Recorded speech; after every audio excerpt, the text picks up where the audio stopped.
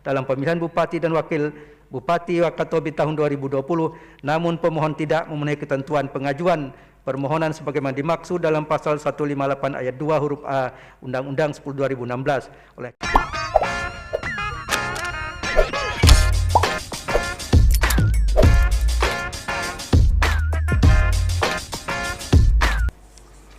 Selanjutnya, putusan nomor 54 garing PHP.Bub/Datar 19/2021 demi keadilan berdasarkan ketuhanan yang Maha Esa. Mahkamah Konstitusi Republik Indonesia yang mengadili pada tingkat pertama dan terakhir menjatuhkan putusan dalam perkara perselisihan hasil pemilihan Bupati dan Wakil Bupati Wakatobi Provinsi Sulawesi Tenggara tahun 2020 diajukan oleh 1.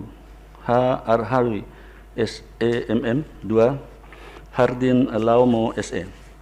Berdasarkan surat kuasa khusus bertanggal 18 Desember 2020 memberi kuasa kepada Mahfud SH, MH dan kawan-kawan selanjutnya disebut sebagai pemohon terhadap Komisi Pemilihan Umum Kabupaten Wakatobi berdasarkan surat kuasa khusus nomor 14 dan seterusnya memberi kuasa kepada Baron Harahap Saleh SH, MH dan kawan-kawan selanjutnya disebut sebagai termohon.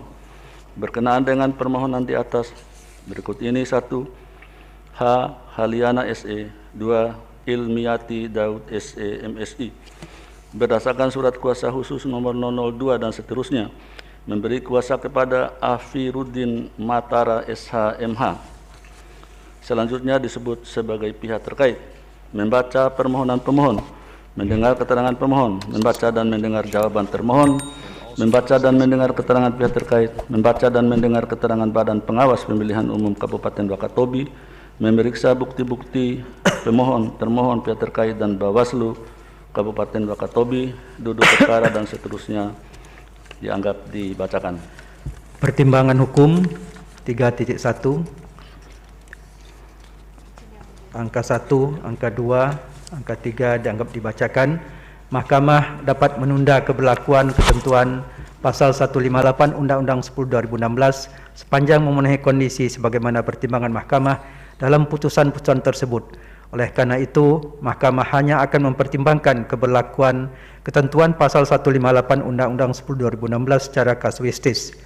Kewenangan mahkamah dalam eksepsi 3.2, 3.3 dianggap dibacakan bahwa berdasarkan uraian pertimbangan tersebut di atas dengan merujuk pada ketentuan pasal 157 ayat 3 dan ayat 4 Undang-Undang 10 2016, maka mahkamah berwenang mengadili permohonan pemohon akuo. Oleh karena itu, eksepsi termohon dan pihak terkait berkenaan dengan kewenangan mahkamah tidak beralasan menurut hukum. Dengan demikian, mahkamah berwenang mengadili permohonan akuo. Tenggang waktu pengajuan 3.4 dianggap dibacakan sampai dengan 3.5.5, 3.5.6 bahwa tenggang waktu 3 hari sejak termohon mengumumkan penetapan perolehan suara hasil pemilihan adalah hari Rabu tanggal 16 Desember 2020 pukul 24 WIB, hari Kamis 17 Desember 2020 dan hari Jumat tanggal 18 Desember 2020 pukul 24.00 WIB.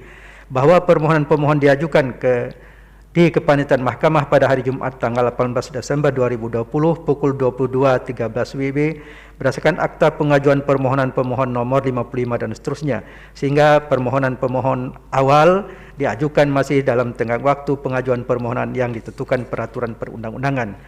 Menimbang bahwa selanjutnya berkenaan dengan perbaikan permohonan yang seksi juga oleh pihak terkait, maka berdasarkan pasal 157 ayat 7 Undang-Undang 10 2016 dan Pasal 3 ayat 1 dan ayat 2 PMK 6 2010 menentukan sebagai berikut. 3.6.1 dianggap dibacakan sampai 3.6.5 dianggap dibacakan. Bahwa berdasarkan uraian pertimbangan tersebut di atas dengan merujuk pada ketentuan pasal 157 ayat 7 Undang-Undang 10 2016 dan pasal 13 ayat 1 dan ayat 2 PMK 6 2020, maka tenggang waktu pengajuan perbaikan permohonan diajukan tidak melewati tenggang waktu yang tentukan peraturan perundang-undangan. Oleh karena itu, eksepsi pihak terkait berkenaan dengan tenggang waktu pengajuan permohonan tidak beralasan menurut hukum. Kedudukan hukum pemohon dalam eksepsi bahwa berkenaan dengan permohonan akuo, Pemohon pada pokoknya mendalilkan telah terjadi pelanggaran administrasi dan pelanggaran lainnya yang terstruktur, sistematis dan masif TSM berupa 1 sampai dengan 5 dianggap dibacakan, pide bukti P1 sampai dengan bukti P18. Bahwa setelah mahkamah mendengar dan membaca secara saksama jawaban bantahan termohon, keterangan pihak terkait, keterangan Bawaslu, serta memeriksa alat bukti yang diajukan oleh para pihak, bukti T1 sampai dengan T113, bukti PT1 sampai dengan bukti PT7, bukti PT7.1 sampai dengan bukti PT7.11, bukti PT8, bukti PT9, bukti PT9.1 sampai dengan bukti PT921, bukti PT10, bukti PT11, bukti PT11.1 sampai dengan bukti PT11.72, bukti PT12, bukti PT12.1, bukti PT12.2, bukti PT13, bukti PT13.1 sampai dengan bukti PT13.25, bukti PT14 sampai dengan bukti PT34, bukti PK1 sampai dengan bukti PK27 dan fakta yang terungkap dalam persidangan. Mahkamah mempertimbangkan sebagai berikut.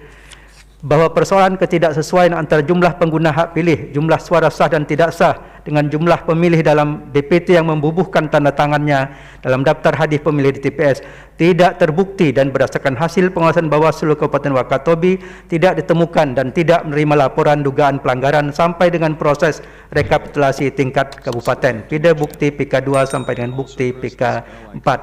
Bahwa penyelenggara pemilihan dalam pengolahan instruksi formulir model C pemberitahuan KWK dibuat secara berjenjang mulai tingkat PPS hingga KPU Kabupaten Wakatobi, bukti PT T72 sampai dengan T74, bukti T76, dan berdasarkan pengawasan Bawaslu Kabupaten Wakatobi terhadap formulir C pemberitahuan KWK diterima dan distribusi oleh setiap KPPS selama 3 hari, yakni tanggal 6 sampai dengan 8 Desember 2020. Bawaslu Kabupaten Wakatobi juga tidak menerima temuan maupun laporan dugaan pelanggaran. Pide bukti PK5. Bahwa terhadap penggunaan hak pilih lebih dari 1 kali pada tahapan pemungutan suara pada TPS 1 Desa Liaone, Melangka, Kecamatan Wangi-Wangi Selatan, TPS 1 dan TPS 2 Kelurahan Wanci, Kecamatan Wangi-Wangi, pemilih yang dimaksud terdaftar dalam PPT tanpa membawa formulir model C pemberitahuan KWK dengan menggunakan KTPL dan mengisi daftar C daftar hadir pemilih tambahan KWK atas nama Wamunah dan Nur Elinda. Pide bukti T59 dan bukti T64. Berdasarkan pengawasan Bawaslu Kabupaten Wakatobi tidak menemukan atau tidak menerima laporan dugaan pelanggaran. Pide bukti PK6 sampai dengan bukti PK8. Bahwa praktek politik uang dan barang yang dibagi-bagikan kepada masyarakat di Pasar Sentral Mandati, Pasar Sentral Mandati 3, Kecamatan Wangi-Wangi, Desa Kelurahan Mola Bahadi, Kecamatan Wangi-Wangi Selatan, Desa Kelurahan Onemai, Kecamatan Tomia, berdasarkan pengawasan Bawaslu Kabupaten Wakatobi tidak ditemukan adanya pelanggaran politik uang dan barang, dan berdasarkan pembahasan pertama dan pembahasan kedua pada Sentra Gakumdu Bawaslu Kabupaten Wakatobi, laporan Laode Supiono tidak dapat ditingkatkan ke tahap penyidikan karena laporan yang diberikan tidak memenuhi unsur-unsur tidak pidana pemilihan dan tidak dapat dikategorikan sebagai perbuatan melakukan hukum. Pide bukti PK17 sampai dengan bukti PK23. Bahwa intimidasi dan ancaman kekerasan kepada pendukung paslon nomor urut 1 pada TPS 1 Kelurahan Wahak, Kecamatan Wangi-Wangi, Desa Sombu, Kecamatan Wangi-Wangi, Desa Wehu, Kecamatan Togo Binongko, Desa Popalia, Kecamatan Toga Binongko, Kelurahan Mandati 3, Kecamatan Wangi-Wangi Selatan, dan Mola Raya 1. Berdasarkan pengawasan Bawaslu Kabupaten Wakatobi tidak ditemukan atau tidak menerima laporan dugaan pelanggaran. Pide bukti PK 24 sampai dengan bukti PK 26.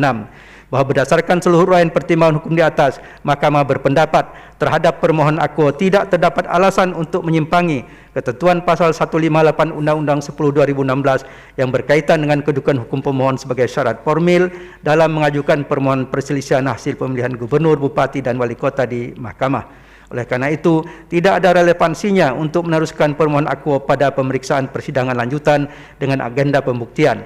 Selanjutnya, Mahkamah akan mempertimbangkan kedudukan hukum pemohon. Menimbang bahwa dalam mempertimbangkan kedudukan pemohon akuo, Mahkamah akan mempertimbangkan hal-hal sebagai berikut. 1, 2 dianggap dibacakan. 3.9 dianggap dibacakan. 393 bahwa berdasarkan pertimbangan di atas, pemohon adalah pasangan calon bupati dan wakil Bupati Wakatobi dalam pemilihan Bupati dan Wakil Bupati Kabupaten Wakatobi 2020 dengan nomor urut 1. 39.4 dianggap dibacakan. 39.5 bahwa berdasarkan rekapitulasi data kependudukan semester 1 tahun 2020 yang disusun oleh Direktorat Jenderal Kependudukan dan Pencatatan Sipil Kementerian Dalam Negeri Indonesia menyatakan jumlah penduduk di Kabupaten Wakatobi adalah 115.064 jiwa, sehingga perbedaan perolehan suara antara pemohon dengan pasangan calon peraih suara terbanyak untuk dapat mengajukan permohonan perselisihan hasil pemilihan Bupati dan Wakil Bupati Wakatobi tahun 2020 adalah paling banyak 2% dari total suara sah hasil penghitungan suara tahap akhir yang ditetapkan oleh KPU Kabupaten Wakatobi, bahwa jumlah perbedaan perolehan suara antara pemohon dengan pasangan calon peraih suara terbanyak adalah paling banyak 2% kali 61.838 suara, total suara sah sama dengan 1.237 suara. Bahwa perolehan suara pemohon adalah 29.901 suara, sedangkan perolehan suara pihak terkait pasangan calon peraih suara terbanyak adalah 31.937 suara, sehingga perbedaan perolehan suara antara pemohon dan pihak terkait adalah 31.937 suara dikurangi 29.901 suara sama dengan 2.036 suara sama dengan 3,3% atau lebih dari 1.237 suara. Menimbang berdasarkan pertimbangan hukum di atas, Mahkamah berpendapat meskipun pemohon adalah pasangan calon Bupati dan Wakil Bupati Wakatobi dalam pemilihan Bupati dan Wakil Bupati Wakatobi tahun 2020, namun pemohon tidak memenuhi ketentuan pengajuan permohonan sebagaimana dimaksud dalam pasal 158 ayat 2 huruf A Undang-Undang 10 2016. Oleh karena itu, menurut Mahkamah, pemohon tidak memiliki kedudukan hukum untuk mengajukan permohonan akuo. Dengan demikian, eksepsi termohon dan pihak terkait bahwa pemohon tidak memiliki kedudukan hukum adalah beralasan menurut hukum.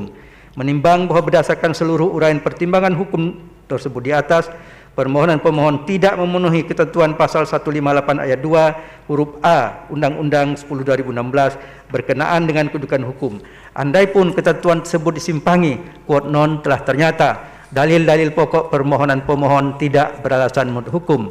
Menimbang bahwa oleh karena eksepsi termohon dan pihak terkait mengenai kedudukan hukum pemohon beralasan menurut hukum, maka eksepsi lain dan dari termohon dan pihak terkait serta pokok permohonan selebihnya tidak dipertimbangkan.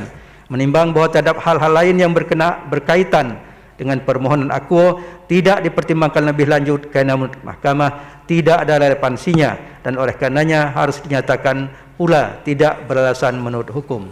Konklusi, berdasarkan penilaian atas fakta dan hukum sebagaimana diuraikan di atas, Mahkamah berkesimpulan 1. Eksepsi termohon dan pihak terkait mengenai kewenangan Mahkamah tidak beralasan menurut hukum. Mahkamah berwenang mengadili permohonan akuo. Eksepsi pihak terkait mengenai tenggang waktu tidak beralasan menurut hukum. 4. Permohonan pemohon diajukan masih dalam tenggang waktu yang ditentukan peraturan perundang-undangan. 5. Eksepsi termohon dan pihak terkait mengenai kedudukan hukum pemohon beralasan menurut hukum. 6. Pemohon tidak memiliki kedudukan hukum untuk mengajukan permohonan akuo. 7. Andaipun pemohon memiliki kedudukan hukum, quote non, permohonan pemohon tidak beralasan menurut hukum.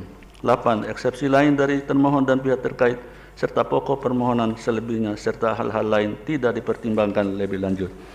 Berdasarkan Undang-Undang Nomor 24 Tahun 2003 tentang Mahkamah Konstitusi dan seterusnya, amar putusan mengadili dalam eksepsi 1. Menyatakan eksepsi termohon dan pihak terkait berkenaan dengan kedudukan hukum pemohon beralasan menurut hukum. 2. Menyatakan pemohon tidak memiliki kedudukan hukum. Dalam pokok permohonan menyatakan permohonan pemohon tidak dapat diterima.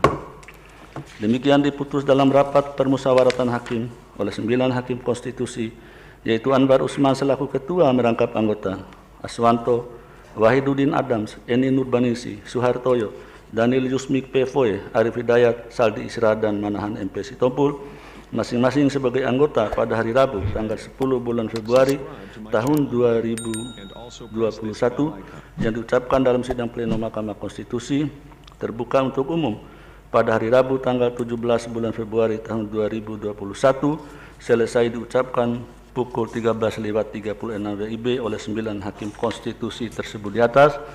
dengan dibantu oleh Wilma Silalahi sebagai panitera pengganti serta dihadiri oleh pemohon atau kuasa hukumnya, termohon atau kuasa hukumnya, pihak terkait atau kuasa hukumnya, dan Bawaslu Kabupaten Wakatobi atau yang mewakili.